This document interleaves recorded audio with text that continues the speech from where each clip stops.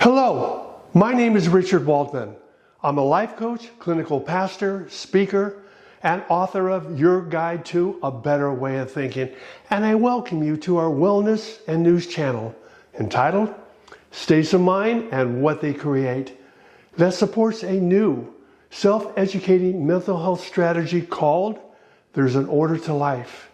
which is a matrix I developed that gives us the power to better manage our state of mind by knowing how to manage our chaotic and nonsensical brain that has the power to create on its own. And the problem with this arrangement is much of what our brain creates is out of sync with the rest of the universe, which is why we suffer under the weight of hundreds of phobias and mental disorders. My goal for the next few minutes is to compare and contrast how today's conventional wisdom treats a mental illness versus the strategy that a better way of thinking brings to the table. So let's get started. When I Googled what is a typical treatment for a mental illness, the web response was simple: seek psychotherapy or counseling that offers a format that replicates the following: talking therapies, mindfulness, arts and creative therapies, ecotherapy, complementary and alternative therapies, peer support, and naturally we need to look after our physical health. In my opinion, the main problem with today's conventional approach is that the one who is suffering has no idea of what is going on inside of their head, which leaves them unable to rescue themselves from themselves. Our Order to Life matrix is the primary vehicle we use to fine-tune our thinking. However, before we get to that part of the process, a better way of thinking believes it's important for the client to establish a footing whereby they gain a sense of the tactics that their brain uses in order to control them. For example, our brain controls us through its ability to create on its own, and that our brain has created, without our knowledge or permission, an image in our head of who our brain thinks we are, that is commonly known as the ego or the alter self, that harbors a secret agenda, which is to keep us where we are or worse, by weaponizing, for example, our future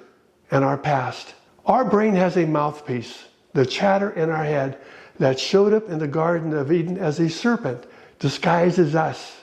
that loves to take us into the future and beat us up with what-if questions we can't answer, such as, what if you lose your job? What if you can't pay your bills? What if, what if, what if? And when our brain tires of beating us up in the future, the chatter in our head will pull us into the past to remind us of all the stupid things that we've said and done that can suddenly leave us feeling isolated and alone. What I'm suggesting is, how we see ourselves in our own head is not who we are, and that archaic and nonsensical brain is not to be trusted, because our brain has the capacity to create and miscreate in an infinite number of ways, which is why we suffer under the weight of hundreds of phobias and mental disorders that longs to take us in the wrong direction. The bottom line is, the client gains the high ground by learning how their brain is wired, which is critical because we're all wired differently, which gives us the power to intervene when we notice that our brain wants us to engage in bravado that doesn't serve us, such as fulfilling the 4 insatiable ongoing needs that our ego has, such as the need for us to promote the image in our head of who our brain thinks we are, the need to be right, the need to be in control of everyone and everything, and the need to never, never, never be accountable. And we naturally assist the client in streamlining the process when the opportunity presents itself. Masterpieces take time, and the more we practice, the better we get at dealing with those thoughts and situations that are designed to hold us back. To learn more, check out step 1 and 2 on my homepage at www.abwot.org. And I want to thank you for being here, and have a great day.